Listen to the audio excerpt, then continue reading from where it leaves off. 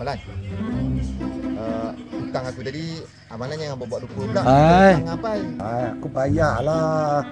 You my friend, I my friend, you my friend, you my friend, everything my friend. Iya betul juga kan. Kita kan takkan nak takkan nak tipu aku.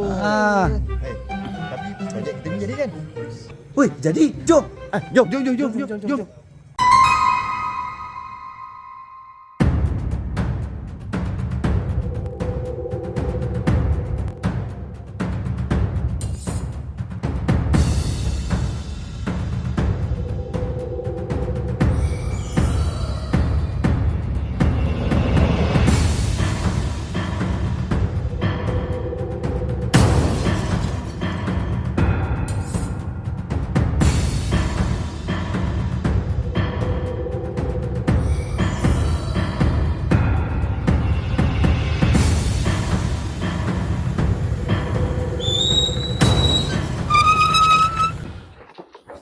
Nanti jap.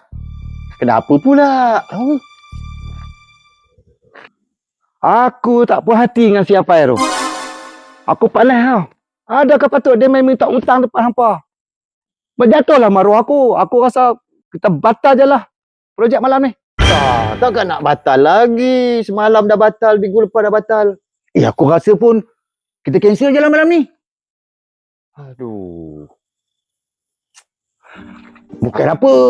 Bini aku takut kasut dia. Mampu aku. Aduh, kau ni tak habis-habis lah, Cor. Takut bini. Kata gangster. Aku rasa tak sedap hati. Lidah-lidah aku tak rasa langit-langit. Aku rasa macam ada benda yang tak kena ni. Alamak. Masuk kali ni, dah berapa kali kita cancel ni? Hari tu tak jadi, hari ni tak jadi. Ya amalan pun satu. Apa nak susah hati sangat? Hutang amalan kan saya dah tolong bayar kan? Memanglah dah bayar. Tapi kalau dah dia main minta hutang di kalayak ramai macam ni, malulah aku. Bukannya kalayak ramai sangat pun. Kalayak sikit je, kita bertiga je.